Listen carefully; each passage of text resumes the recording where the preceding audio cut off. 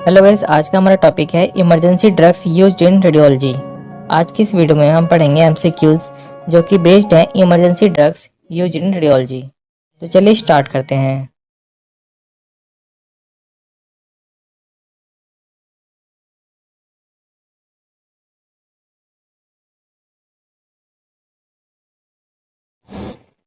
Question number 1, what is the generic name of adrenaline? Option A diazepam, option B epinephrine, option C lidocaine hydrochloride, option D atropine sulphate. यहाँ पर इसका right answer है option D epinephrine.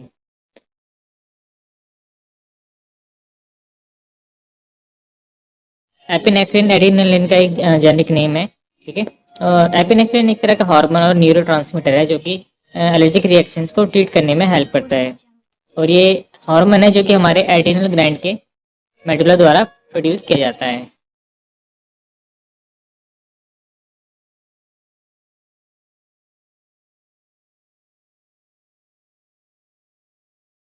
Question number 2, which of the following is used to increase heart rate and blood pressure?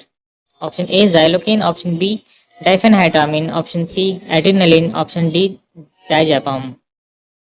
यहाँ पर इसका right answer है option C adrenaline.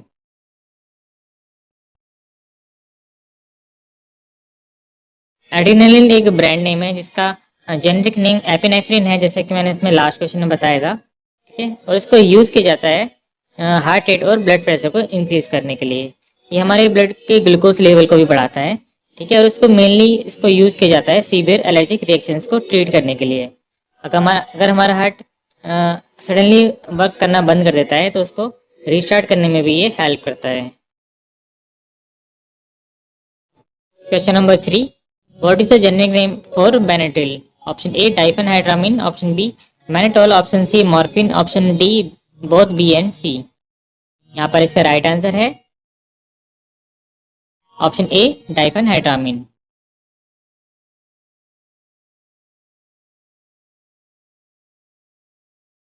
डाइफेनहाइड्रामिन Benadryl का एक जेनेरिक नेम है। ठीक है, ये एक तरह का एंटीहिस्टामिन होता है जो कि यूज किया जाता है एलर्जी रिएक्शंस को ट्रीट करने के लिए।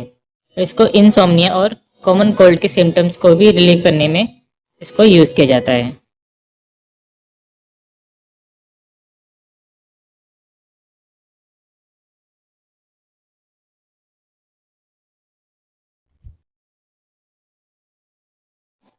Question number 4, antihistamine prevents which of the following? Option A stomach and esophageal problems, option B prevents nausea and vomiting, option C lower increased intracranial pressure, option D allergic reactions। यहाँ पर इसका right answer है option B prevents nausea and vomiting।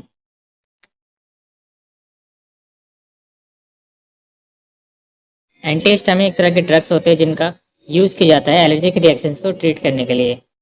Radiology department में भी जैसे contrast media से जो reactions होते हैं उनको ट्रीट करने के लिए भी एंटाहिस्टामिन का यूज किया जाता है। एंटाहिस्टामिन का जो एग्जांपल है वो है डाइफेनहाइड्रामिन, जो कि एक जेनेरिक नेम है बेनाड्रिल का।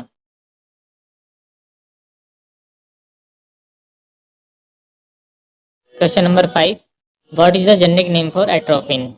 Option A atropine sulphate, option B metformin hydrochloride, option C cipladine, option D allergen.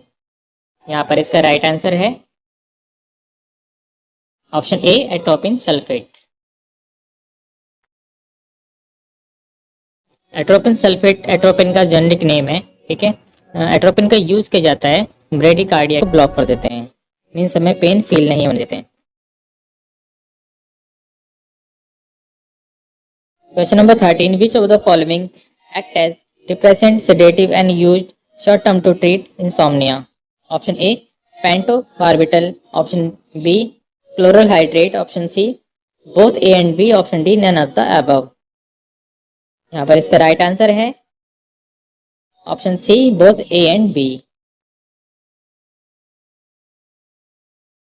Pentobarbital and chloral hydrate को यूज किया जाता है as a depressant and sedative, और इसको शॉर्ट टर्म में यूज किया जाता है टू ट्रीट इंसोम्निया।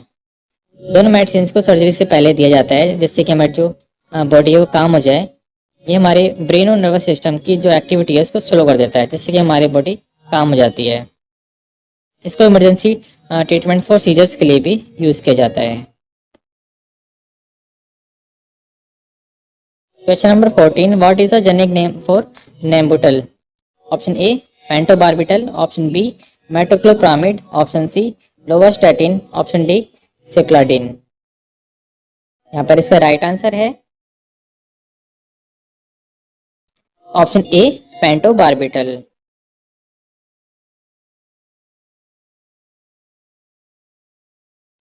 निम्बुटल का जो जेनरिक नेम है वो पेंटोबार्बिटल है और इसका यूज किया जाता है बॉडी को काम करने के लिए बिफोर सर्जरी और अदर प्रोसीजर्स। ठीक है, इसको इमरजेंसी ट्रीटमेंट फॉर सीजर्स के लिए भी यूज किया जाता है।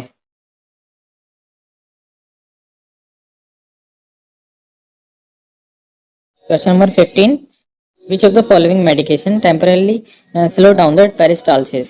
Option A metoclopramide, option B hydroxyzine, option C glucagon, option D magnesium sulphate. यहाँ पर इसका राइट आंसर है option C glucagon.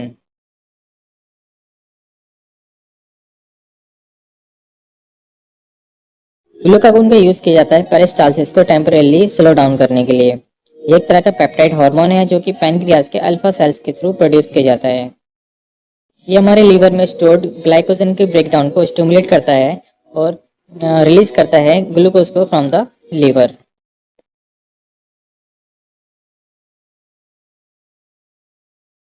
Question number 16, which of the following is an example of anticoagulant? Option A warfarin sodium, option B lidocaine hydrochloride, option C metoclopramide, option D Demerol. यहाँ पर इसका right answer है option A warfarin sodium।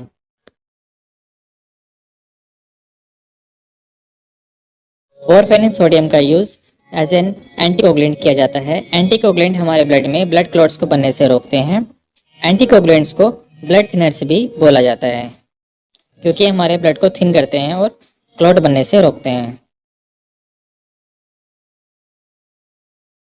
Question number 17, the function of heparin is?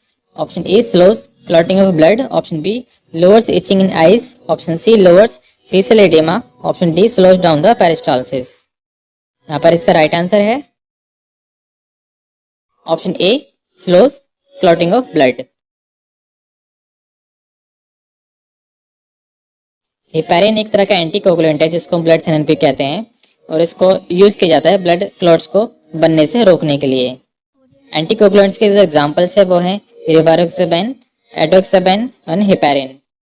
Blood thinners को antiplatelet drugs भी बोला जाता है। Question number 18, which of the following reduces gastric secretions? Option A Reglan, option B pentobarbital, option C Demerol, option D Procardia. यहाँ पर इसका right answer है option A रेगलान।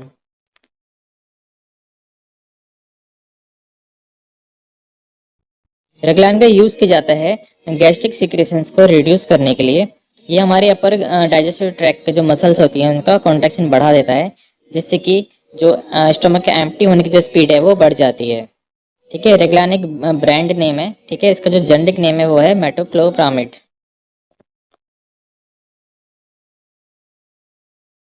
Question number 19, verapamil is used to treat which of the following? Option A high blood pressure, option B angina, option C both A and B, option D none of the above. इसका right answer होगा option C both A and B.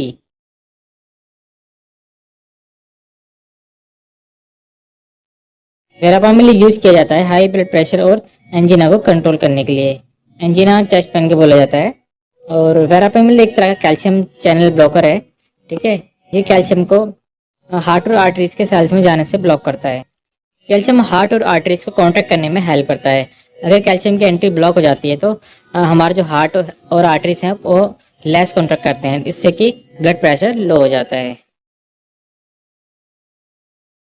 Question number 20, which of the following is a well-known adverse reaction associated with the use of IV contrast media? Option A nausea and vomiting, option B renal toxicity, option C headache, option D mild skin rash। यहाँ पर इसका right answer है option B renal toxicity. Renal toxicity एक well known adverse reaction है जो कि ivy contrast के reaction से होता है। रीनल टॉक्सिसिटी को हम नेफ्रोटॉक्सिसिटी या रीनल इम्पेयरमेंट भी बोलते हैं, जिसमें किडनी फंक्शन 80 to 90% कम हो जाता है या किडनी काम करना इसमें बंद कर देती है। ये मेडिसिन के साइड इफेक्ट्स के वजह से होता है, ठीक है। और जो किडनी का जो डैमेज है ये रिवर्सिबल होता है, मीन्स ये ठीक भी हो सकता है अगर हम इसको सही टाइम पर इसकी पहचान कर लें और जो हम मेडिसिन दे रहे हैं जो कि किडनी को डैमेज कर रही है उसको डिसकंटिन्यू कर दें, मीन्स बंद कर दें, तो किडनी का जो फंक्शन है वो रिवर्स हो सकता है। Question number 21, which of the following is a form of adverse reaction associated with IV contrast? Option A allergic reactions, option B anaphylactic reactions, option C local tissue damage, option D all of the above. यहाँ पर इसका right answer है option D all of the above. Allergic reactions, anaphylactic reactions और local tissue damage ये सब adverse reaction है जो कि आईवी कंट्रास्ट के यूज करने से होता है। इस तरह के रिएक्शंस को रोकने के लिए हमें प्रोसीजर स्टार्ट करने से पहले जो इमरजेंसी ट्रे है उसको रेगुलरली चेक करना चाहिए। उसमें जरूरी मेडिसिन जो होनी चाहिए वो सबको चेक करना चाहिए। अगर प्रोसीजर करते टाइम हमें इस तरह का कोई रिएक्शन देखने को मिलता है तो हमें तुरंत कंट्रास्ट का इंजेक्शन रोक देना चाहिए। आप इस इमेज में देख सकते हैं कि कॉन्ट्रास्ट से किस तरह की स्किन रिएक्शंस हो सकती हैं। आप इस तीनों इमेज में देख सकते हैं किस तरह की अलग अलग स्किन रैश हो सकते हैं। अगर प्रोसीजर करते टाइम आपको भी इस तरह की कोई रिएक्शन देखने को मिलता है तो तुरंत रेडियोलॉजिस्ट को इन्फॉर्म करना चाहिए और उनके अकॉर्डिंग जो भी इसमें जरूरी मेडिसिन है वो तुरंत देना चाहिए। Question number 22, which of the following factor is associated with an increased risk of developing an adverse reaction? Option A previous allergic reactions to contrast media, option B asthma, option C allergies, option D all of the above। यहाँ पर इसका right answer है option B asthma. जिन patients को contrast reaction होने के ज्यादा chances होते हैं वो होते हैं जिनको पहले से कोई रिएक्शन हो कॉन्ट्रास्ट मीडिया से, ठीक है, जिनको अस्थमा हो या जिसको एलर्जीज हो गई, ठीक है। तो इस तरह की एलर्जीज को रोकने के लिए हम प्रोसीजर स्टार्ट करने से पहले ही इनको एंटी एलर्जिक मेडिसिन दे सकते हैं इस तरह की रिएक्शंस को रोकने के लिए।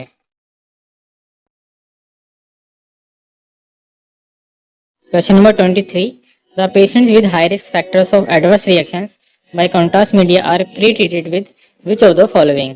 Option A corticosteroids, option B diphenhydramine, option C both A and B, option D none of the above. यहाँ पर इसका राइट आंसर है option C both A and B.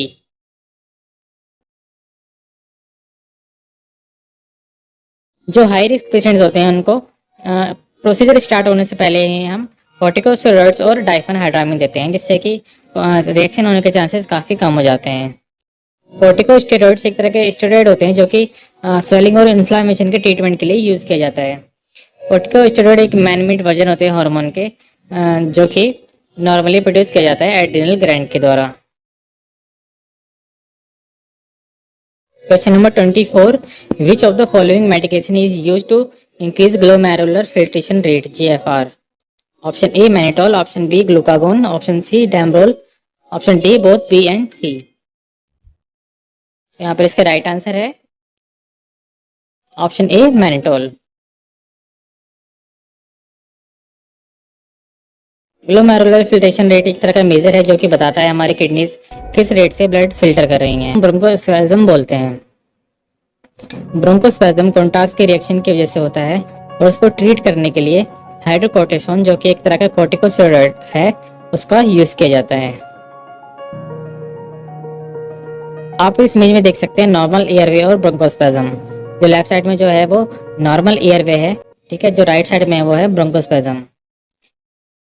Bronchospasm में जो हमारा एयरवे होता है वो कॉन्ट्रैक्ट हो जाता है, ठीक है, जिससे कि हमारा जो पासेज है वो काफी नैरो हो जाता है और हमें सांस लेने में डिफिकल्टी होती है। Question number 26, which of the following contrast reactions require only supportive management? Option A nausea and vomiting, option B abdominal pain, option C headache and flushing, option D all of the above. यहाँ पर इसका right answer है option D all of the above.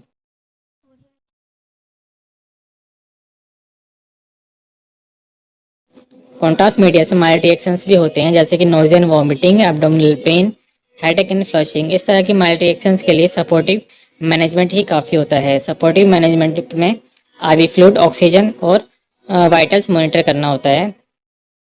इस तरह के symptom generally 10 से 15 minute में अपने आप चले जाते हैं, तो उसमें कोई इमरजेंसी केयर की रिक्वायरमेंट नहीं होती है।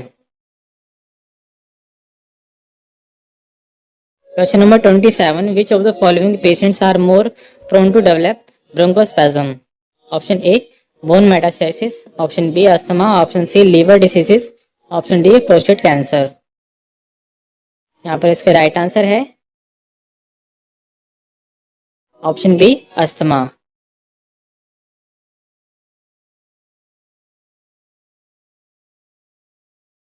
कॉन्ट्रास्ट रिएक्शन की वजह से जो ब्रोंकोस्पैज्म होते हैं वो अस्थमा वाले पेशेंट्स में होने के चांसेस ज़्यादा होते हैं, ठीक है, क्योंकि अस्थमा एयर वेसल्स को कॉन्स्ट्रिक्ट कर देता है या नैरो कर देता है, ठीक है, तो उनमें ब्रोंकोस्पैज्म डेवलप होने के ज़्यादा चांसेस होते हैं। कॉर्टिकोस्टेरॉइड्स का यूज़ किया जाता है ब्रोंकोस्पैज्म को ट्रीट करने के लिए। आप इस इमेज में देख सकते हैं जो लेफ्ट साइड का जो एयर वे है वो नॉर्मल लंग का है, ठीक है, जो राइट साइड में जो एयर वे है वो अस्थमेटिक लंग का है। मीन्स इसके जो एयर वे वो पहले से ही कॉन्ट्रैक्टेड है, ठीक है, उसमें जो कॉन्ट्रास्ट दिया जाएगा, जो कॉन्ट्रास्ट से रिएक्शन होगा बाई चांस, तो उसमें ब्रोंकोस्पैज्म होने के चांसेस काफ़ी ज़्यादा होंगे। Question number 28, which of the following is an alternative to diazepam if the patient is allergic to the same? Option A atropine, option B hydroxyzine, option C epinephrine, option D no alternative. यहाँ पर इसका right answer है option B hydroxyzine.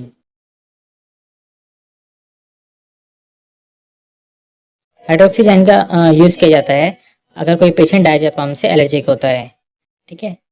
हाइड्रोक्सीजाइन एक तरह का antihistamine है जिसको use किया जाता है एलर्जिक रिएक्शन जैसे कि एंजाइटी, नोजिया और समटाइम्स इंसोम्निया को ट्रीट करने के लिए।